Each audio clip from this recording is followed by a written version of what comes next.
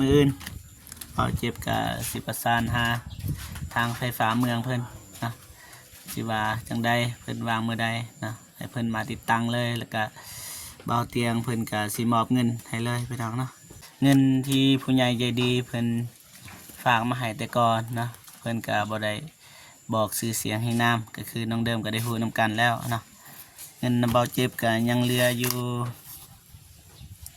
ในคลิปก่อนเบาเจ็บก็ได้แจ้งอยู่ยังเหลืออยู่ยังเหลืออยู่2,612 บาทนะเงินลาวก็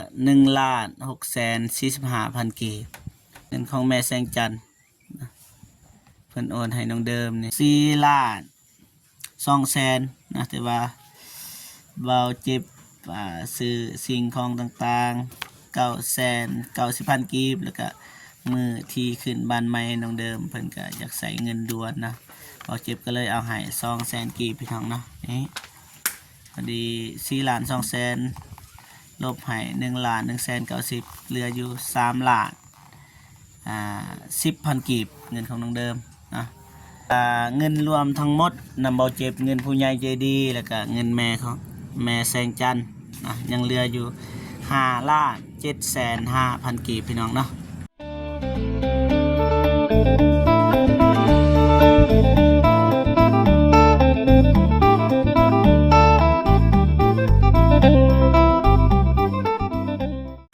โอเค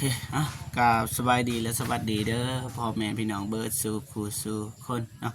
ทั้งในลาวและก็ต่างประเทศเนาะยินดีต้อนรับเข้าสู่ซองเบาเจ็บคือเก่าพี่น้องเนาะมื้อนี้ก็มาหาน้องเดิมนะพี่น้องนะน้องเดิมสบายดีเด้อไอ้เจ็บสบายดีเด้อผู้ใหญ่ใจบุญทุกท่านสบายดีFC พังไทยพังลาวต่างประเทศสบายดีเบิร์ดทุกคนเด้อสบายดีโอเคพี่น้องโอเคนะเมื่อยปะพาฟื้นนะเมื่อยเบาเจ็บกับมือซอยน้องแป๊บหนึ่งก็รู้สึกว่าเมื่อยพี่น้องนะก็บ่ให้ว่าอะไรเนี่ยห่างนะวันนี้ก็มาหาน้องเดิมคือเก่าเนาะจะได้เรื่องที่อายฝากให้ไปคออย่างบินที่ค่าไฟฟ้านี่เพราะว่าทีมงานเราก็มีทุนแล้วพี่น้องนะจะให้น้องเดิมไปทำหรือเปล่าไปขอแล้วเรียบร้อยเนาะแล้วก็ใบสมโนเด้ไปเอาแล้วน้ำเอิญเอาแล้วเนาะน้องเดิมสมโนโอเคสมโนของเดิมน้องเนาะโอเคไม่ได้ว่าเบาเจ็บกับสิประสานหาทางไฟฟ้าเพิ่นนะแต่ว่าบ่ฮู้ว่าน้องพอมื้อใดได้บ่คืนนี้ยังต่อกันนี่นั้นได้บ่ได้ผู้ใหญ่เขาว่าได้เนาะได้โอเคน้องเดิมไปขอเพื่อนเขาว่าได้โอเคพี่น้องไม่ได้ว่ามื้ออื่นพอเจ็บกับสิประสานหาทางไฟฟ้าเมืองเพิ่นนะสิว่าจังใดเพิ่นวางมือใดนะให้เพิ่นมาติดตั้งเลยแล้วก็เบาเตียงเพิ่นก็สิมอบเงินให้เลยพี่น้องเนาะไม่ได้ว่ามื้อนี้ก็เบาเจ็บก็มีอีกเรื่องนึงอยากชี้แจงให้พ่อแม่พี่น้องนะได้ฮู้ฟังนำกันนะเกี่ยวกับเงินของน้องเดิมนะโอเคสำหรับเงินของน้องเดิมในเรือน้ำเบาเจ็บก็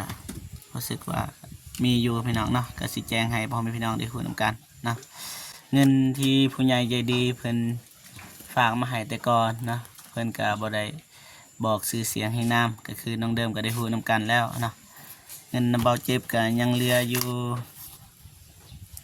ในคลิปก่อนเบาเจ็บก็ได้แจ้งอยู่ยังเหลืออยู่ยังเหลืออยู่2,612 บาทนะเงินลาวก็1,645,000 กีบโอเคแล้วก็มีเงินของแม่บ่เห็นนะเงินของแม่แสงจันทร์เพิ่นโอนให้น้องเดิมนี่นี่พี่น้องนะ4,200,000นะแต่ว่าเบาเจ็บซื้อสิ่งของต่างๆ 990,000กีบแล้วก็มือที่ขึ้นบ้านใหม่น้องเดิมเพิ่นก็อยากใส่เงินด่วนนะบ่เจ็บก็เลยเอาให้200,000กีบพี่น้องเนาะนี่พอดี4,200,000ลบให้1,190,000เหลืออยู่3,000,000 10,000กีบเงินของน้องเดิมนะเงินไทยก็ 4,778 บาทประมาณนี้พี่น้องนะแล้วก็เงินรวมทั้งหมดนำเบาเจ็บเงินผู้ใหญ่ใจดีแล้วก็เงินแม่ของแม่แสงจันทร์นะยังเหลืออยู่5,750,000กีบพี่น้องเนาะแต่ว่าทีมงานสิพาเฮ็ดหยังต่อไปนะหรือว่าสิมอบให้น้องเดิมอันนี้ก็เบาเจ็บกับบ่มั่นใจไม่แต่ให้สิถามผู้ใหญ่ใจดีแล้วก็ทีมงานสิปรึกษาว่าเศษแนวใดกับเงินก้อนนี้พี่น้องเนาะเงินนำเบาเจ็บกันยังเหลือ5,750,000กีบพี่น้องเนาะเงินแม่แสงจันทร์แล้วก็เงินผู้ใหญ่ใจดีเพิ่นเหลือประมาณนี้พี่น้องเนาะยันว่าผู้ใหญ่ใจดีเพิ่นคล่องใจเนาะบ่เจ็บก็บ่ได้ชี้แจงพี่น้องเนาะเพราะว่า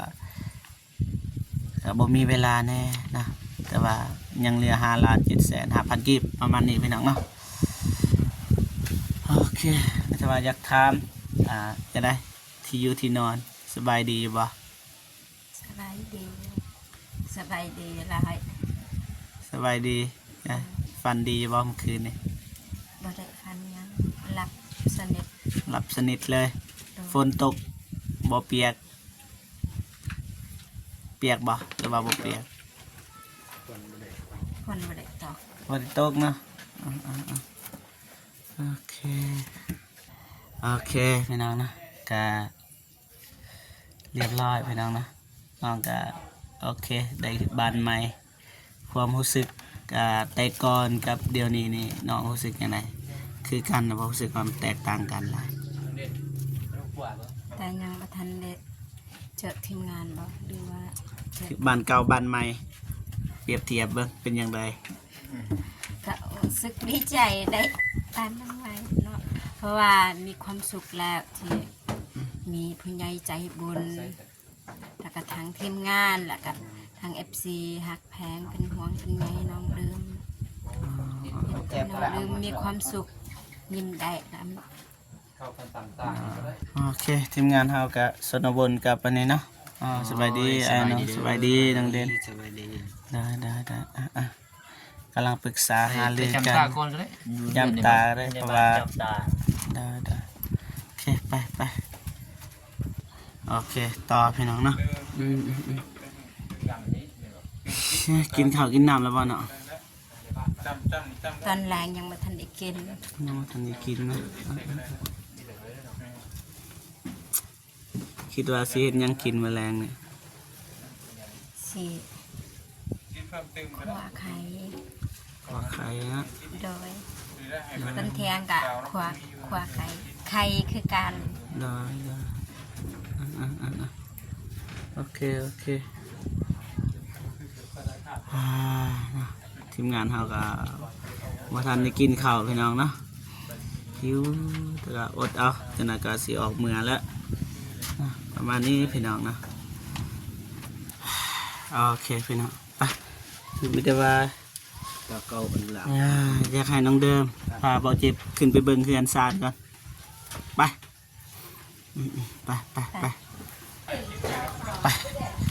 ขึ้นเทิงเฮือนพี่น้องนะพี่น้องนะเรียบร้อยพี่น้องนะไปพาไปเบิ่งห้องนะเป็นอย่างไรห้องของน้องเดิมเช่าเครื่องเต็มเลยพี่น้องมียังพี่น้องยังขาดฮะว่าทันมีเพราะว่าเงินน้ำอายก็ยังเหลืออยู่นอกจากการยังเหลือหลายเติบเลยพี่น้องเนาะ5,750,000กีบพี่น้องเนาะนอนอยู่นี่ปะตอนเสาร์ไพ่หนึ่งข่าว น้องเดิมเอง น้องดื่มปะ เดิม ของเดิมนะคู่มือเลยข ยมีแบบว่าน้องเด่นหนึ่งเขามีบ่ ตอนน้องดื่มประสาบายน้องเด่นลูกน้อง เครื่องของเต็มนะพี่น้องนะนี่เบาเจ็บกับสัวลายนะหาเข้าห้องไม่ยาไม่ยิงพี่น้องนะแต่ก็บอกเป็นหยังคันบอกเข้าได้บ่เห็นพี่น้องนะอยากให้พ่อแม่พี่น้องได้เบิ่งนำกันเนาะหลังจากได้บ้านใหม่พี่น้องเนาะน้องนอนอยู่นี่จะคืนละ คืนแต่เมื่อคืน คืนเดียวคืนเดียวพี่น้องเนาะบ่ได้ฟันหยังสนิทเลยหนาวบ่นอนนี่หนาวบ่ บ่อุ่น อุ่น ดู บัดนอนเกียนเก่าย ามฮอนก็ฮอนยามหนาวก็หนาวให้ อ๋อแต่ว่าเกียนหลังใหม่อุ่นเนาะ ดู เกือบไผสิหายนี่ คือไปเจ็บ พัดลมเด้ นักดาวน้อง น้ำเบาหนึงพี่น้องนะงามเพื่อนนี่งามฉะนั้นอยากถามเรื่องไอ้สร้างเรามาแปลงบ่มาให้แปลงบ่ ให้ แล้วสิแปลงมื้อใด มือใดเราวางตอนนั้นหลอกบางเยี่ยมกับมึงมีวันนั้นโห บ่ทันได้เจาะ บ้านนั้นล็อกประตูก็เงียบน้อยแบบ ยัง เจาะลึก โอ้ไผเฮ็ดนี่โอ้มีตัวล็อก ว่าใหญ่ว่าใหญ่ ล็อกตัวไอ้ซื้อนี่น้องเมียนใส่ อยู่หันขวา ตัวนั้นเด้ตัวนี้ใส่ประตูนี่มื้อหน้าสิมาใส่มือนี่แหละมื้อใดเฮาวางยันว่าไปกับอ้ายเตียงทองเพิ่นบ่วางจักเทื่อเพราะว่าพาไปนี่ไปนั่นพี่น้องนะบ่ทวงบ่ทันแต่ว่าก็สิเฮ็ดให้ยานล็อกตัวนี้มันเพพี่น้องเวลามันเพก็ใช้งานบ่ได้ก็ต้องเฮ็ดเพื่อก่อนตอนเฮามีเงินพี่น้องเนาะเพราะว่าตอนนี้นำบ่เจ็บก็ยังเหลือเงินอยู่แล้วก็ฝากถึงFC แล้วก็ผู้ใหญ่ใจดีเนาะสิให้เบาเจ็บจัดการอย่างใดเรื่องเงินเพราะว่าเงินก็เหลือหลายเติบพี่น้องเนาะแต่ว่าเบาเจ็บก็ยังสิปรึกษาทีมงานเฮาอยู่เนาะสิเฮ็ดแนวใดต่อสิเฮ็ดเรือนครัวเฮ็ดห้องน้ำมันก็บ่พอพี่น้องเนาะ5 ล้านปลายพี่น้องเนาะหลายเติบอยู่คันสิว่าก็ได้นะแต่ว่าคันสิเฮ็ดห้องน้ำมันก็บ่พอคือเก่าพี่น้องเนาะ แต่อยากบอกให้ไอ้เจ็บกับไอ้ตูนไปบอกสางมืออื่นก็ได้ขึ้นอันนั้นวันเพื่อ ให้อายนี่ โดยเพราะว่ามือเตอน้องเดิมก็สิขึ้นทั้งไว้ไปเสียยาสิไปฮือให้ น้องเด่นบ่มีเฟซป่ะเฟซไอแดงอีหยัง บอก มีบ่ยันว่าอายเพิ่นคาที่แต่ว่าสิแซดบอกเด้อสิแซดให้อายเพิ่นมาแปลงที่จริงล่ะคันสิเว้าก็ฉะนั้นก็ FC ว่าเบาเจ็บอีกแบบนี้ที่จริงล่ะเบาเจ็บเอามีข้อตกลงแต่ก่อนนับแต่เริ่มเฮ็ดบ้านใหม่พี่น้องเนาะเฮาก็ได้สัญญากับสร้างไว้แล้วเทื่อที่1นี่คันยกเสาแล้วเฮาก็สิจ่ายงวดที่1นะงวดที่2หลังจากมุ่งแล้วเฮาก็สิจ่ายนะหอบสุดท้ายเฮาสิจ่ายเงินแบบว่าให้มันสำเร็จเรียบร้อยทีมงานเฮาก็สิเช็คให้ละเอียดบอนใดบ่จบบ่งามบอนใดบ่ละเอียดก็ให้สร้างแปลงใหม่นะถ้าว่าแปลงสำเร็จเรียบร้อยทีมงานก็สิจ่ายเงินให้งวดสุดท้ายหันนะแต่ว่ามันก็เงินผู้ใหญ่ใจดีนะเขาก็เลยแม่เพิ่นก็จะให้เพราะว่าสำเร็จเรียบร้อยนะเขาก็เลยเอาให้ประมาณนี้ประมาณนั้นพี่น้องเนาะที่จริงก็บ่เจ็บคือว่าบ่ทันให้ก็ได้บ่แม่นว่าเรื่องนี้เรื่องนั้นดอกเขาก็เฮ็ดตามคำสัญญานะก็คือมื้อนั้นนี่บ่เจ็บก็ยอมรับว่ามอบเงินสาพี่น้องเนาะสาเพราะว่าแม่เพิ่นโอนมือวันศุกร์กลางเวร อยู่ต่างประเทศแต่ว่าอยู่บ้านเฮานี่มืดแล้วพี่น้องเนาะพอดีตื่นขึ้นมาก็เป็นมื้อวันเสาร์นะก็เลยเอาบ่ได้บ่คือในเมืองมันเอาได้พี่น้องเนาะแต่ว่าทางบ้านเฮานี่บ่ได้วันเสาร์วันอาทิตย์บ่ได้พอดีมื้อวันจันทร์บ่เจ็บก็เลยไปรับเอาบัดบ่เจ็บไปรับแล้วบัดว่าสิมอบบัดนี้ทีมงานเฮาก็ถ่ายคลิปเบาเตียงเบาอานุงเบาตูนเบาโก้ถ่ายไปนำกันนะบ่เจ็บกับว่าสิมอบแต่ว่าทีมงานเฮาปรึกษานำทีมงานเฮานี่แหละว่าแล้วก็ปรึกษานำไม่สร้างนำอีกว่าบ่ทันมอบได้บ่เพราะว่ามื้อนี้มันสับสนน้องเดิมยังไปยังมานะมื้อนั้นเพราะว่าเฮาถ่ายหลายคนในต้นน้องเดิมอีกสำชาสิมอบเงินเพราะว่าเงินไอสร้างเพิ่นเบาเจ็บก็ให้บางส่วนคันอยากใช้เบาเจ็บก็ว่าตอนใดอยากใส่จำเป็นเบาเจ็บก็สิให้แต่ให้บ่ทันเบิดเพราะว่าเฮาต้องมอบในคลิปให้มันเรียบร้อยพี่น้องเนาะว่ามื้อนั้นก็คันสิว่าก็สร้างก็อยากเมาแน่พี่น้องนะก็บ่อยากมันคือข้าวกองนี่นั่นนะแต่ว่าทีมงานเฮาก็เลยปรึกษาว่าเอ้ามอบเป็นมื้ออื่นได้บ่ไอ้สร้างเพิ่นก็ว่าโอเคมื้ออื่นก็ได้เฮาก็เลยบ่ได้มอบพี่น้องนะแต่ว่าก็สาแน่เลยพี่น้องก็เลยมอบมื้อวันคานพี่น้องเนาะมอบแต่เสาร์เลยพี่น้องนะประมาณนี้พี่น้องนะอยากให้พ่อแม่พี่น้องได้เข้าใจเรื่องเงินเรื่องคำนะคลิปหนึ่งก็เป็นเงินของผู้ใหญ่2คลิปก็เป็นเงินของผู้ใหญ่นะเราก็อยากให้มันละเอียดพี่น้องนะกับบ่ว่ากันนะประมาณนี้พี่น้องนะโอเคมีแต่ว่าอยากให้นอกนะเพราะว่าเงินก็ยังเหลือนะบ่เจ็บกับประมาณ5 ล้านปลายนะซึ่งผู้ใหญ่ใจดีจากต่างประเทศนะเพิ่นบ่ให้บอกชื่อเสียงแห่งนามแล้วก็เงินของแม่แสงจันทร์ยังเหลือหลายก็ประมาณนี้พี่น้องเนาะมีแต่ว่าอยากให้น้องเดิมขอบอกขอบใจแล้วก็ขอบุญขอบคุณนะผู้ใหญ่ใจดีแล้วก็แม่แสงจันทร์นะให้เพิ่นอยู่ดีมีแห้งนั่นแหละขอบอกขอบใจและอวยพรดอ ขอบบุญขอบคุณเด้อทางผู้ใหญ่ใจบุญทุกท่านทางผู้ใหญ่แม่แสงจันทร์ที่สงสารเมตตาน้องเดิมกับน้องเด่นก็ขอให้แม่อยู่เย็นเป็นสุขสุขกายสุขใจความเจ็บไข้สุมีให้หังให้มีให้โศกให้มานให้แห้งให้ปังให้เกลียกอันใดก็ขอประสบความสำเร็จให้อายุของมันควันยืนปรารถนาสิ่งใดใครใดสิ่งนั้นเด้อแม่เด้อพ่อเด้อสาธุอันนี้ก็คือคำขอบอกขอบใจแล้วก็คำอวยพรของน้องเดิมก็ประมาณนี้พี่น้องเนาะเอาไม่ได้ว่าสิกลับก่อนเนาะโอเคบายบายน้องเนาะมารบกวนนะโอเคพี่น้องเนาะวันนี้ก็มาเว้าเรื่องไฟเรื่องเงินแล้วก็มาอัปเดตบ้านของน้องเดิมนะตอนนี้ก็บ่เจ็บสิแจงเรื่องเงินใหม่เติมพี่น้องเนาะเงินผู้ใหญ่ใจดียังเหลืออยู่5,750,000 กีบพี่น้องเนาะ5,750,000 กีบพี่น้องเนาะยังเหลือนำเบาเจ็บพี่น้องเนาะแต่ก็บ่ฮู้ว่าสิเฮ็ดแนวใดนะไม่แต่ว่าสิปรึกษาทีมงานแล้วก็ฝากถึง